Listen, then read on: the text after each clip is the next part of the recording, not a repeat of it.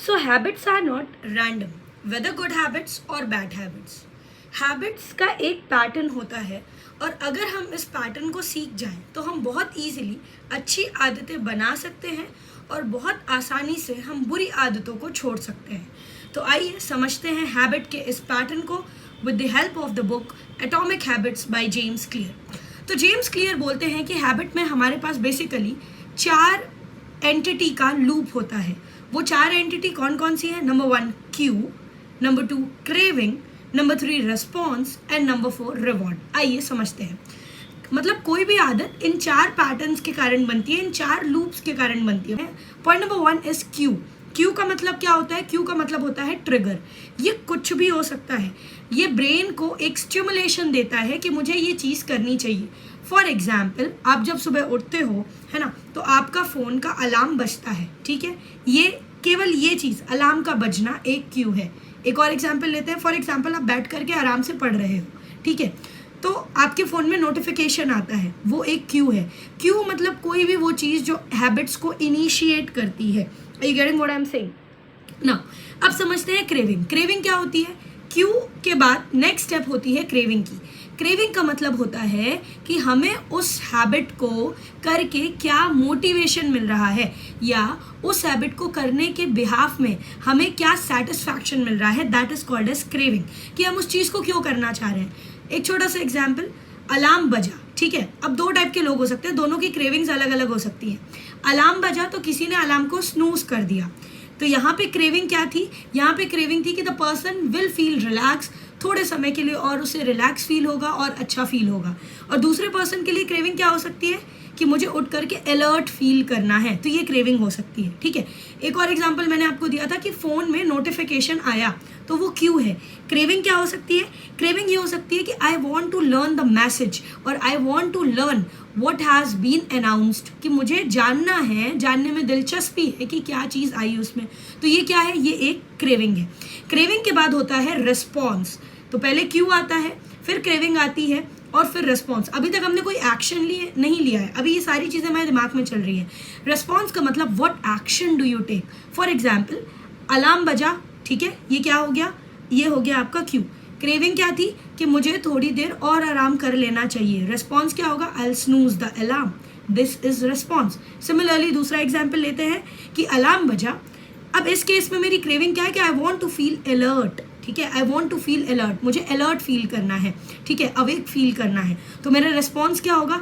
I will wake up and I will splash water on my face, है ना, और मैं उठूंगी, I will do some stretching जिससे I could feel alert. So that is response, कि आप action क्या ले रहे हो. सिमिलरली जैसे ही फ़ोन बजा, ठीक है, नोटिफिकेशन आई, वो क्यू है. क्रेविंग क्या थी? कि आपको ये जानना है कि मैसेज क्या है. रिस्पॉन्स क्या होगा? आप अपना फ़ोन अपने हाथ में लोगे और आप मैसेज को खोलोगे और आप मैसेज को पढ़ोगे. ये रिस्पॉन्स होता है, ये एक्शन होता है जो आप फिजिकली लेते हो, है ना. हम केवल रिस्पॉन्स समझते हैं, रिस्पॉन्स नहीं होता. उसके पहले 2 स्टेप्स हो चुके होते हैं हमारे दिमाग में, ठीक है. और लास्ट स्टेप होता है रिवॉर्ड. रिवॉर्ड का मतलब क्या हुआ? रिवॉर्ड का मतलब हुआ एंड रिजल्ट. एंड रिजल्ट, जैसे मैंने अलार्म स्नूज किया, है ना, ये मेरा एक्शन था. अब मुझे क्या फील होगा? टेम्पररली मुझे रिलैक्स फील होगा, अच्छा लगेगा, है ना. लॉन्ग टर्म में वो मेरे को गिल्ट और रिग्रेट में डालेगा, but temporarily I would feel relax. Similarly phone उठा करके जब मैंने नोटिफिकेशन खोल करके मैसेज पढ़ लिया, so what I will feel that okay I have accomplished something, और मुझे कोई नई चीज़ पता चल गई. ठीक है, दो शॉर्ट टर्म में ये चीज़ें प्लेजरेबल है, पर लॉन्ग टर्म में they are going to give me lot of distractions and lot of harm. तो हमने हैबिट चेंज की, या हमने हैबिट के 4 पैटर्न समझ लें कि कोई भी आदत डायरेक्टली नहीं बनती. पहले क्यू होता है, फिर क्रेविंग होता है, फिर रिस्पॉन्स होता है, फिर रिवॉर्ड होता है. ठीक है, अब मैं ये बताती हूँ आपको the main point of this video कि हमें अच्छी आदतें बनानी कैसे हैं और बुरी आदतें तोड़नी कैसे हैं. तो जेम्स क्लियर क्या बोलते हैं? जिसने इन 4 चीज़ों को समझ लिया, क्यू, क्रेविंग, रिस्पॉन्स और रिवॉर्ड, वो सारी चीज़ें कर लेगा. वो बोलते हैं कि अगर तुम्हें कोई अच्छी आदत बनानी है तो उस अच्छी आदत का जो क्यू है ना, उसको ऑब्वियस बनाओ. Make it obvious. कहने का मतलब क्या है?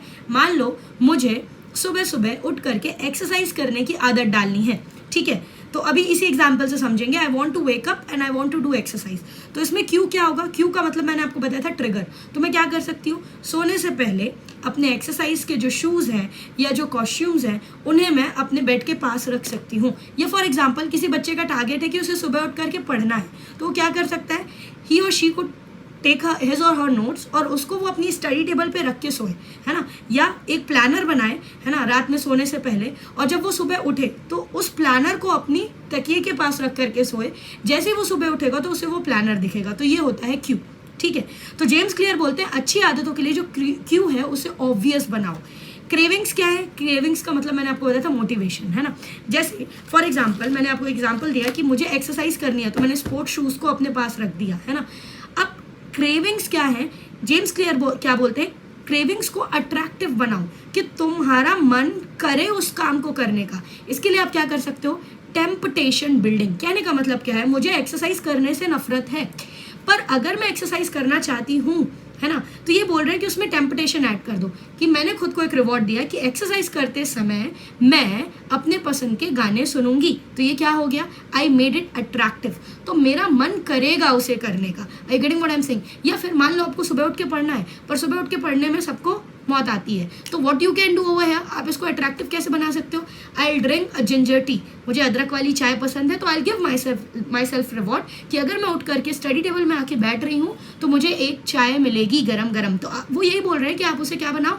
अट्रैक्टिव बनाओ क्रेविंग को। तीसरी चीज़ है रिस्पॉन्स। रिस्पॉन्स को ईजी बनाओ, मतलब हर मुश्किल काम का फ्रिक्शन बढ़ाना है या हर अच्छी आदत का फ्रिक्शन कम करना है। एग्जाम्पल लेते हैं, जैसे तुम्हें पता है कि तुम्हें सुबह उठ करके पढ़ना है ना। देखो, रात में डिसाइड कर लो कि ये चीज़ पढ़नी है और वो किताबें अपनी स्टडी टेबल पे रखो, वो नोट्स अपने स्टडी टेबल पे रखो। ऐसा नहीं होना चाहिए कि आप सुबह उठ रहे हो और आप 10 मिनट पहले नोट्स ढूंढ रहे हो, इससे आप फ्रिक्शन बढ़ा रहे हो। तो जेम्स क्लियर क्या बोलते हैं? रिस्पॉन्स को ईजी बनाओ। Are you getting what I am saying?